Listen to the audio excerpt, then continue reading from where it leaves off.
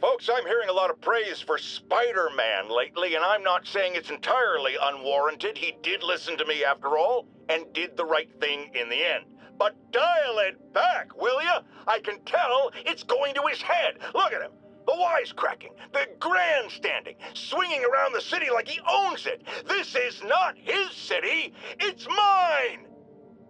I mean ours! One thing even my detractors have to say about J. Jonah Jameson. I admit when I'm wrong.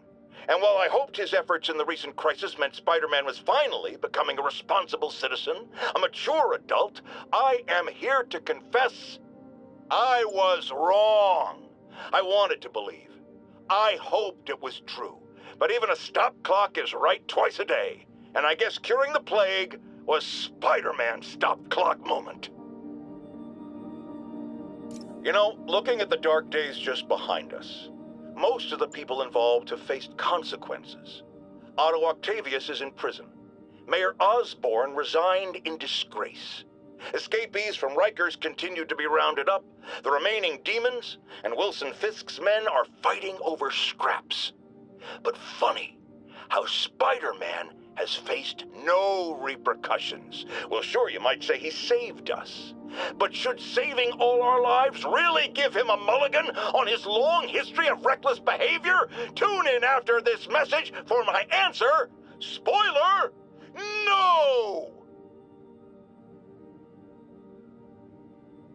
Some people have accused me of being negative, only criticizing, not offering solutions when it comes to Spider-Man. Here's my solution, and it's very simple. Unmask. Join the police academy. Wear a badge. Then you can catch all the crooks you want, and I'll sing your praises on this very show. And all that hogwash about how that would place his loved ones in danger? Come on. You can't convince me that guy has any loved ones.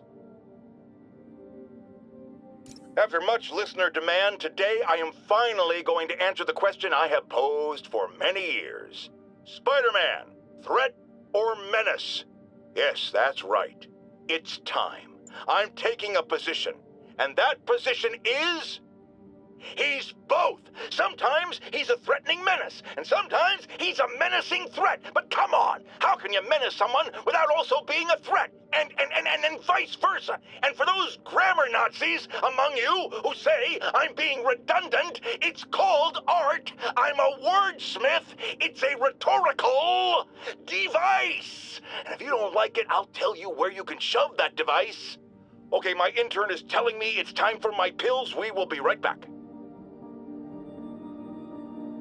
I'm getting emails from the rapidly shrinking yet still stubbornly obtuse contingent of Spider-Man fanboys and fangirls blithely insisting he did a wonderful thing, shutting down a drug lab run by a delightful fellow whose street name seems to be, wait for it, Tombstone. Now, I'm glad he's behind bars, but do you know how Spider-Man shut this operation down? By setting it on fire. Do you know what drug labs do when you set them on fire?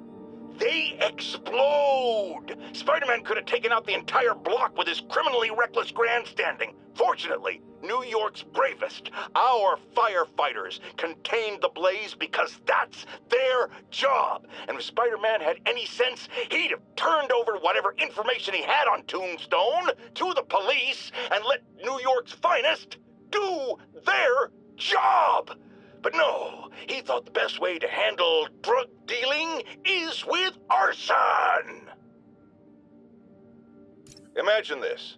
A stray shopping cart dents your car. You take it to the auto body shop, only that shop is a front for a drug lord called Tombstone, and he and Spider-Man have decided to have a power struggle at that precise moment. Sir, tell us the rest. I start to go in and I see Spider-Man fighting this massive guy with fangs like a shark. That would be one Lonnie Lincoln, a.k.a. Tombstone. Did it seem they were fighting over drug profits or merchandise? I understand there's talk of a new drug that turns its users into zombies. I don't know what it was about. I got my ass out of there. Sir, I understand you've been through a lot, but please refrain from using that kind of language. This is a family show. Sorry. Anyway, I'm glad I split, because pretty soon the cops and firefighters are there. Ah, the real heroes. What a relief. I think we can all use a happy ending. I thought this was a family show. Jared, get rid of him! Have you ever been driving along, going to work or church, minding your own business, when suddenly, bam, you hit a pothole, damaging your car and ruining your whole day? Well, you know who to blame. No, not city bureaucracy. Spider-Man. He's been seen leaping down from great heights to pound the ground with maximum force. Why? There's only one possible reason I can think of. He hates us, and he wants us to be miserable. Folks, I have received unsettling reports of Spider-Man in our public parks, where children play, apparently stalking pigeons. Yes, wild pigeons. You may wonder if he's gone insane, a perfectly valid question, but have you heard of the Goliath bird-eating spider? I'll spare you the gory details, but it's a spider big enough to devour birds. Now, Spider-Man sticks to walls like a spider, he jumps like a spider. What else does he do like a spider? So, numerous witnesses saw Spider-Man swinging through Times Square like the glory hound he is, firing webs at electronic billboards and causing them to reboot. Granted, those billboards are an eyesore. In my day, sign painting was an art. But the more pressing question is, what was he up to? I have a theory. He is infecting these billboards with a virus so that they will subliminally hypnotize pedestrians. Hypnotize them into what? Into liking Spider-Man, and he's been doing it for years. This is the only plausible explanation for how many fans this menace seems to have. Another low-information spider fanboy tried to troll me, as the young people say, by claiming Spider-Man was providing a public service plugging leaks in water towers. Let me tell you why this itsy-bitsy-brained spider was climbing this particular water spout, people. Because he tampered with the water pressure system. He was seen earlier messing with a valve that only qualified workers are supposed to use. Wake up, America! Spider-Man creates the problems he then solves, then expects you to reward him with your adoration. The sad thing is, all too many do. Fortunately, you know better, thanks to me. Has anyone else heard reports of Spider-Man literally seeking out clouds of smog to swing through? Is this the behavior of a sane individual? I'll tell you what I think is going on here. When I was a lad, there was a problem with juvenile delinquents sniffing glue to get high. Knowing Spider-Man's weak moral character and thrill-seeking personality, I'd guess the same principle is at work here. But inhaling toxic substances also damages the brain, which actually explains a lot about Spider-Man. He's swinging through the city hopped up on smog. Okay, this one confounded me for a while. Apparently, Spider-Man's been seen throughout the city tampering with steam regulators. Aside from generally being a vandal and a troublemaker, why would he do this? I'll tell you why. Because when the city has to send crews out to fix these problems, they need police to direct traffic around them. That's officers who aren't stopping crime. Which leaves, say it with me, Spider-Man. He's trying to take our brave officers' jobs. Remember when Spider-Man had a sidekick? The Black Cat? A curvaceous young lady in leather. Not the kind you'd bring home to mother. And then it turned out she was a thief. Big shock, right? Well, I hear she's back. And let me make a prediction. Spider-Man's going to give her a second chance. Is it because he's naive? A thief himself? Or is he just thinking with his web shooters? Spider-Man, I know you're listening, so let me issue a warning now. As the old saying goes, lie down with cats, get up with fleas. What's that? My intern is yammering in my ear again. It's dogs?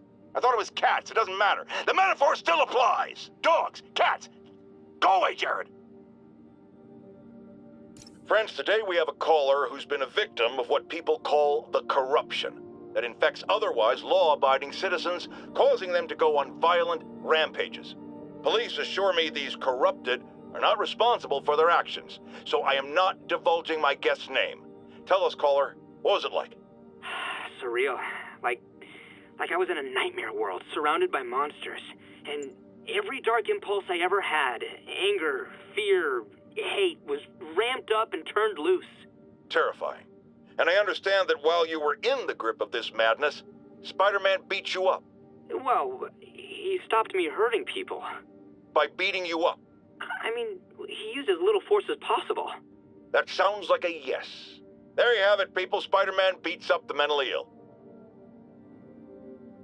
Bring your children into the room, friends, because I'm delivering a lesson impressionable youngsters need to hear. My guest today is a man who learned the hard way that dressing up like Spider-Man isn't cool. Go ahead, sir. Well, I wanted to fight crime and help people, and I'm a big Spider-Man fan, so I put on a costume like his and tried to do what he does. Oh, boy, was that a mistake. I almost got killed. I'm just lucky the real Spider-Man saved me. Let me stop you right there because I think the salient point has been made.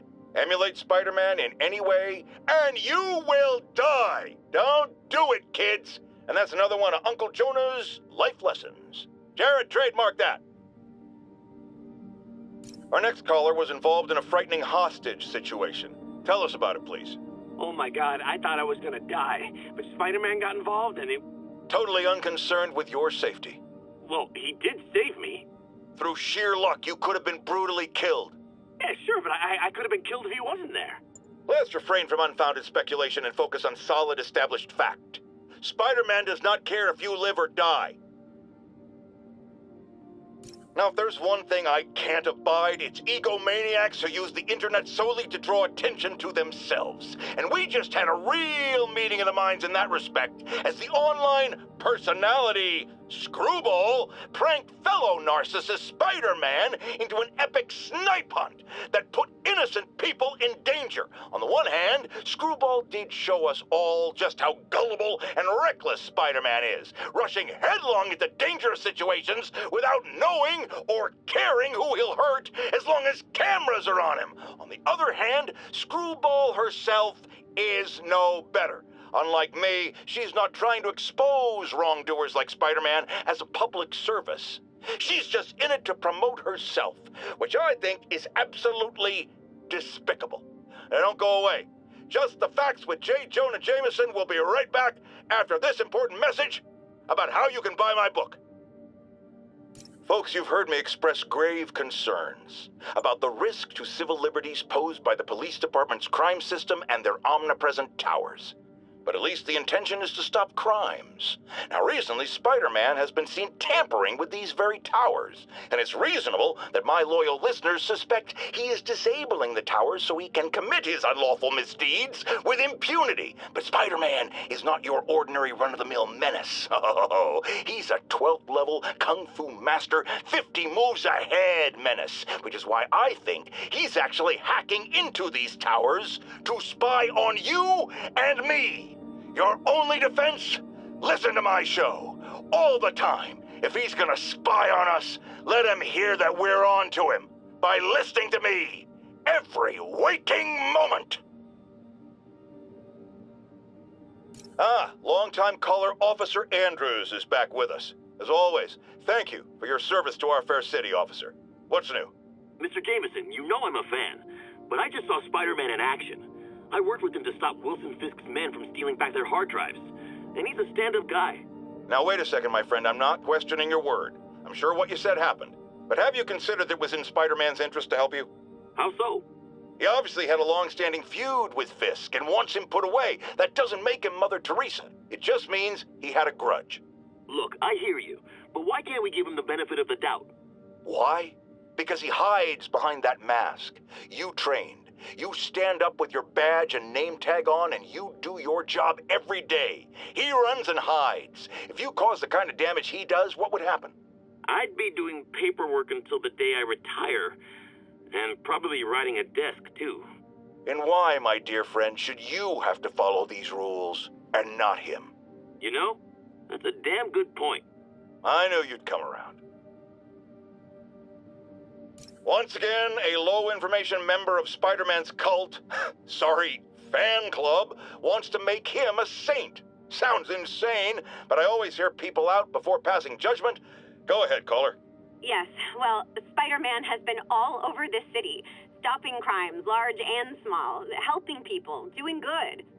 Wrong, wrong, wrong! I thought you were going to hear me out. I've heard enough. Rational arguments are clearly lost on you, madam, but there may be hope for others out there, so let me go over it again. It is not helping when a vigilante leaps into the middle of a crime scene or emergency situation with no training, expertise, or public identity. What if he injures someone? Who holds him accountable? The answer, my friends, is me.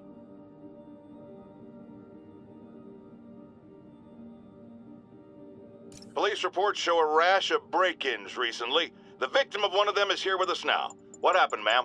Well, my business was broken into, a flower shop. Who breaks into a flower shop? I was cleaned out. I couldn't believe it. I thought the area was safe. I see Spider-Man around all the time.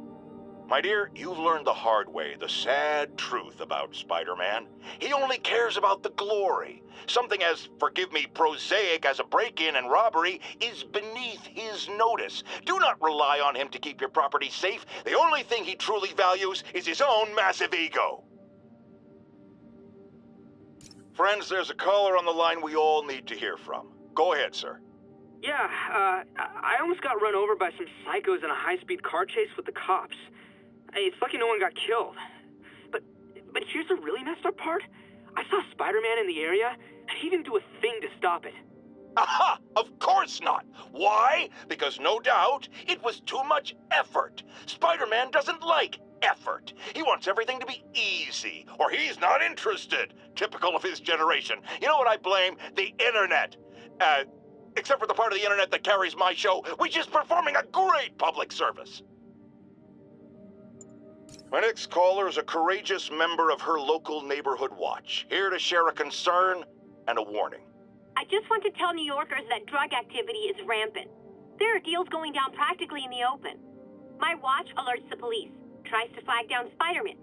Sorry, just to be clear, you see Spider-Man in the area, and he doesn't lift a finger to stop these drug deals? Exactly. You were right about him all along. Jared, record that! I want it playing on a loop! A loop! Round, round! You know what a loop is! As I warned, Nostradamus-like, after Spider-Man recklessly took down Wilson Fisk without preparing for the consequences, our streets are now filled with aspiring gangsters, each trying to out-psycho the other. My next guest is lucky to have survived an armed robbery. Sir, we're glad you're okay. Thanks. It was nuts. These dudes walk in like they own the place, waving guns around. Appalling, when a businessman is afraid to make an honest living. Yeah, it was a lifesaver that Spider-Man came along and stopped him. Weren't you listening? He caused the problem! Forgive me for raising my voice. I'm emotional at the thought of what you went through. Jared, our caller seems shaken. Let's let him go. I'm fine. Goodbye! Get ready, folks, because this is a bombshell. We have on the line a lady whose husband was kidnapped by Spider-Man. What? No, you've got it all wrong. My husband was kidnapped by criminals who shoved him into the trunk of a car. Spider-Man found him and got him out, then arrested the criminals when they came back. Pardon me, ma'am, I didn't hear that last part over my intern's utter incompetence. You realize, of course, that it's possible Spider-Man arranged the kidnapping so he could save your husband and grab all the glory? That seems like a lot of trouble to go to when he could just stop actual crimes. It's clear we are at an impasse. My best to you and your husband, madam. Jared, go to commercial, then fire yourself. Then rehire yourself before the commercial ends. But no, your job hangs by a thread. If I paid you, I'd cut your salary in half. Not long ago, the Demons committed another heinous act of terrorism when they took a tour bus and all of its occupants hostage. We have one of those occupants here with us now, a Mrs. Edna Packer of Edina, Minnesota. What happened, ma'am? Well, these horrible men in masks came on board with guns and held us all hostage. I thought I'd never see my kids again. And then the police saved us, and Spider-Man, of course. He was so brave. Mrs. Packer, I'm so glad you're safe. And also that I can enlighten you about Spider-Man. You're from out of town, so you don't know what a menace he is. He saved me and my husband. But look at the big picture.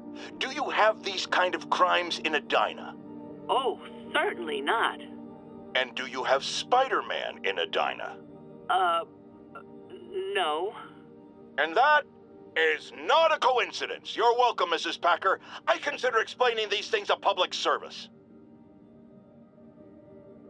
Now, friends, you know I'm always open to differing points of view. So after a police officer called me out on social media for being too hard on Spider-Man, and it went viral and people just wouldn't shut up about it, I agreed to a debate. Officer, welcome. Thanks for having me. Yeah, so me and my guys went in a shootout with some desperate characters who had nothing to lose. I mean, they didn't care if we all lived or died. And somebody would have, trust me, if Spider-Man hadn't helped us.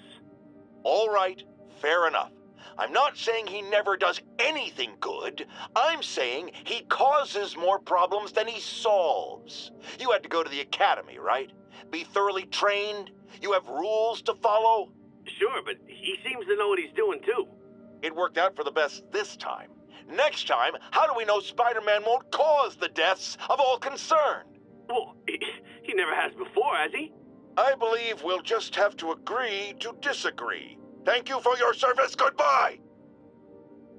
Savvy listeners don't need me to tell you that the Demon's cult, gang, terrorist organization, all the above apply, is out of control. We have a survivor of one of their brazen attacks on the line. Go ahead. I was home, in my building, when we got word there were demons on the roof planting bombs. We had to evacuate, but we also heard there were snipers waiting to pick us off if we tried to leave. Despicable. Fortunately, the police and the bomb squad handled the situation. And Spider-Man, he... Jared, cut the call! Sorry. Hard to hear when we're talking over each other. Clearly someone traumatized by a terrifying experience. For resources to help with PTSD, go to our website. Another public service from J. Jonah Jameson. Friends, you know about the Spider-Man-related breakout at Rikers Island. Where are those escapees going now? To your neighborhood! Our next caller witnessed it personally. Please, tell us. I was just coming back from the store when a swarm of guys in prison jumpsuits came out of nowhere, like a pack of wolves. Robbing, beating, looting. Lucky for us, Spider-Man took them down. Yes, well, you know how criminals are. Rival factions and all. He didn't want the competition. Competition? Spider-Man didn't steal anything. That you know of. Next caller! I've expressed my concern with Sable International's heavy-handed tactics. Our next caller witnessed them firsthand. Tell us what happened. A bunch of us were protesting Sable, standing up for our rights like you always say, and suddenly they just start beating on people and arresting us for no reason. This is always the risk of giving anyone too much power. They abuse it. Be aware that if you stand up to them, there may be consequences. It's up to you whether that's a risk worth taking. For me, clearly it is. The crazy thing was, Spider-Man set us free. Yes, well that's what happens when the supposed authorities start breaking the law. Next to them, other lawbreakers don't seem so bad. Thanks for calling. We're out of time. People, I always thought Spider-Man was a few geese short of a gaggle, but this confirms it. As if that atrocious white spider wasn't enough, I've had repeated sightings of him in a new outfit. Some sort of punk rock-inspired thing that makes sane people want to tear out their eyeballs with a rusty spoon. Now, I was around for the birth of punk rock, and I did not care for it then. It's a flagrant declaration of disrespect for authority, and if Spider-Man is going down that route... Oh, no, I just had a terrifying thought. What if this isn't the Spider-Man we know, but some sort of metal mohawk-wearing copycat? What if there's more than one? Jared, go to break. I need to lie down. Folks, you know I'm not one to promote conspiracy theories. Except ones I think are worthy of further discussion, like this one.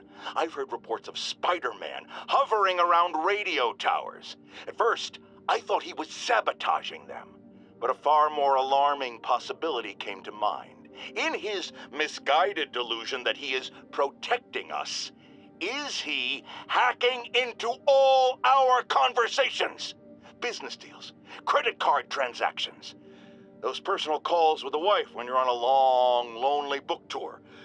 I mean, when one is on a book tour, I wasn't talking about myself. I don't do that sort of thing, and anyone who thinks they have recordings of me doing it is wrong.